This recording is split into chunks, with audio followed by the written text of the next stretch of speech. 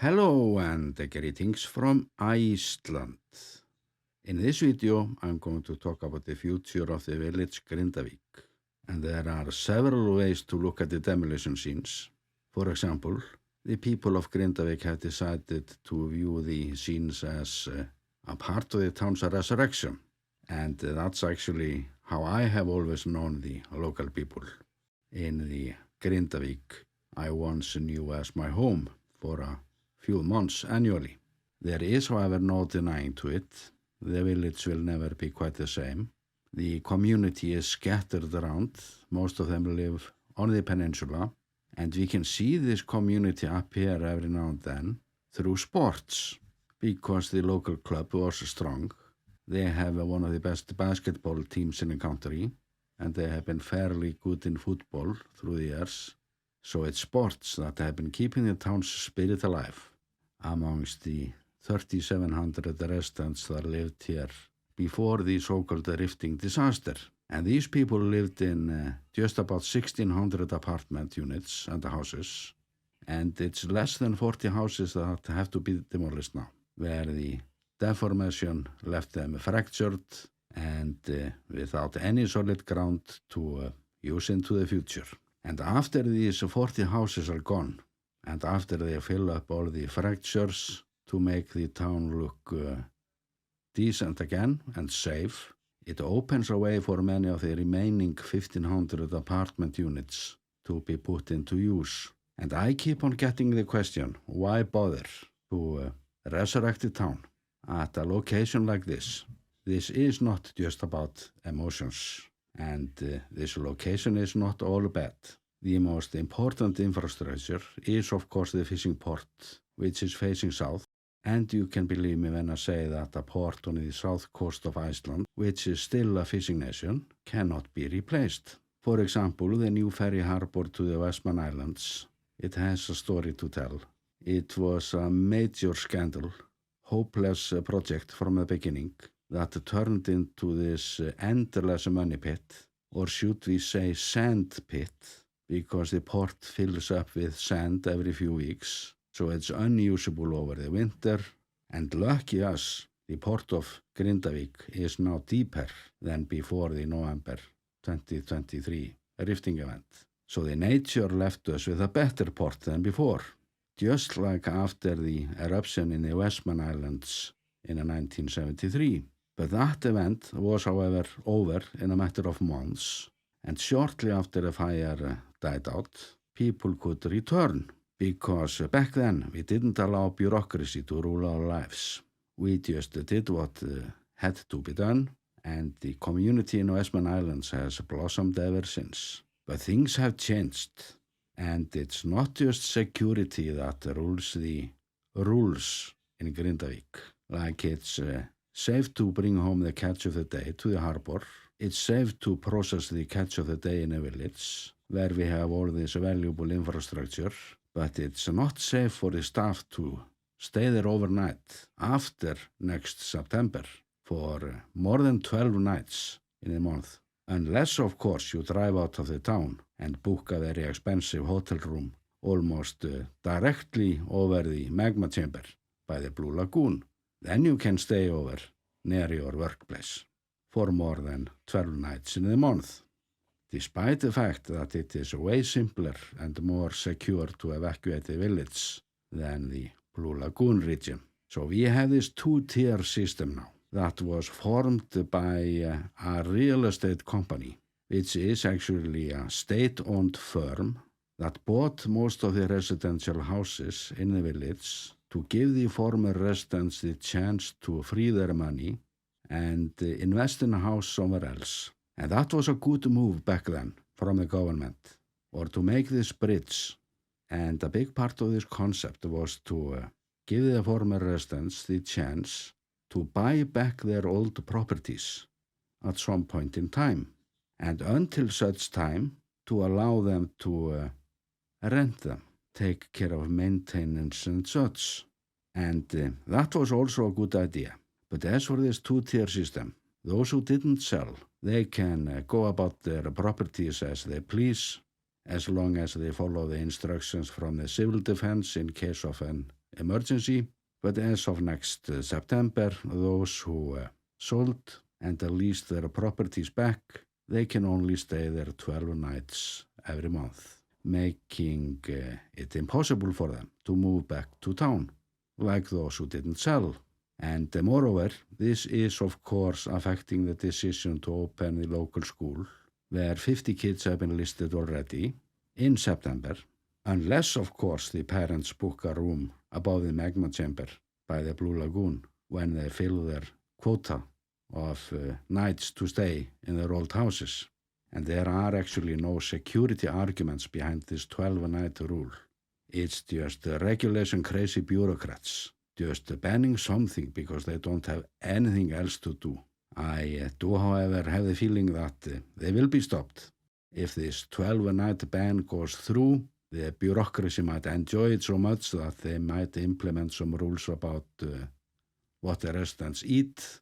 But I believe that the local people won't let them stop them. They will open the school, I'm sure of that. And this two-tier system is already going against the general guidelines from the civil defense. So this is just a very controversial discrimination, which has led to protests. And a part of this reason for this holding back is the eruption that we have been waiting for, of course. It might be the last one. And the more magma that accumulates, the more unpredictable it could get. Although it's no way to say how this will play out. This could just as well end up with a magma runoff into the fracture system, like we witnessed on April 1st last year, or the eruption that turned into nothing, almost nothing. And since the Blue Lagoon can remain open until the first warning signs appear, why can't we operate the town in the same way? As for the properties owned by the state, who also owns the civil defense. So this is a classic example of the left hand not knowing what the right hand is doing. And as for security, no place in Iceland has as dense a network of seismometers. Our scientists have always been able to warn us in time. And the pressure build-up now, it's not just coming from the inflating magma chamber. Local government elections have just been held in Iceland, and the first announcement from the new town council of Grindavík was very sensible. They made this rare decision to work together instead of forming a majority, which is a common practice. So that decision was a statement of unity, and in my opinion, it was a clever move. So the local politicians are getting ready to fight, not just against Mother Nature, but some of the bureaucracy that has been implemented, only to make things more complicated. For example, when the first building was demolished last year, the regulations made sure that it was such a danger zone that nothing could be salvaged before the machines came. And it drove me nuts to see this. Allegedly, it was too dangerous to put an ad into a newspaper or online saying those who have the tools can come and pick up some building materials, like a new rock wool from a new building, all the wires, fuse boxes, ventilation systems, motors, sensors, along with the cabins, windows, and the new lumber and iron, which wasn't even properly sorted during the demolition. And this made me so furious that I made a video for my little Icelandic channel back then. And I actually bought YouTube ads for it, because the Icelandic media didn't respond to the link I sent them. And after this building, it took months to get the demolition going again, despite the fact that these houses were declared ruined shortly after the 2023 event, and paid out shortly after that. But it took longer time to push paper between offices than to build the houses originally. And I heard of people the other day who had to wait for weeks to be allowed to go into their old house to remove some of their belongings or stuff that they left in 2023, like furniture they didn't need back then and such. And that explains what I noticed through some of the windows this time. Not all had the patience to go through this nonsense. And when I looked at the demolition work now in 2026, I'm not sure if things are getting any more clever. They are sorting the building material better on site. I can give them that.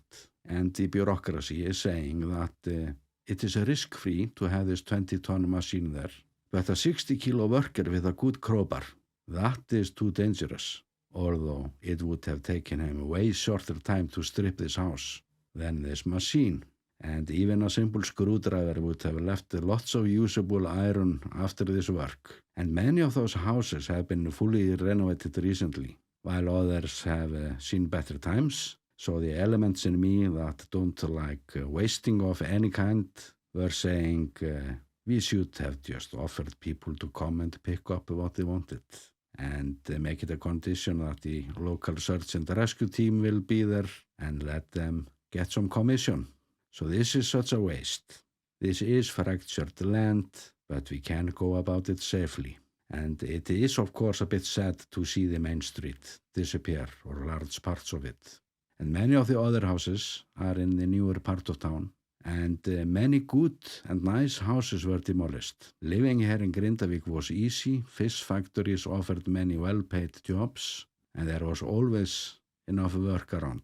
And according to surveys, a third of the town residents want to return, another third are undecided, and the rest won't return for sure. So this community will likely lose half of the former population. I think it's a realistic estimate. And that might leave perhaps 700 apartment units free. And I can tell you straight out that the Icelandic market would welcome them, especially the rental market. So I stick to what I've said before. The recovery process after this geological chapter is over will happen faster than anyone suspects today, although the old community will never be quite the same. Grindavík will, however, become a major tourist attraction, creating jobs that didn't exist before, making the village more attractive to new people that want to work in the tourism industry. And the demolition that should have started way earlier is clearing the way. So I'm not going to look at this as the end of anything. It is the beginning. I'm only disappointed over the fact that many of the impressive fractures have been filled up. And I'm talking about 3 monuments that only needed to be sealed off, for example with a transparent wall, as a monument that men just can't make up. And I noticed that this house is already gone. One of the worst case scenarios. It could have been a museum if it would have been made safe for people to walk in there. I would have liked to see the interiors of a house that went through this, if it would be made safe, like with a steel frame or something, to hold the rest together. But it's gone now, and I hope they will leave something there. Some visible features in the ground that will have more value than just photos. But despite of that, I somehow have the feeling that the town will pull through after all, although things will never be the same. And I wish it will be the case, because I have many memories from here, and I've been thinking about it for a long time, that if that opportunity arises to move back to Grindavík with a big printer. But more about that later. And I have another Grindavík update coming very soon, unless the weather changes to the better very fast. If so, I'm out, but I have more coming from here. And with that, I'm sending you best regards from the volcano island, Iceland.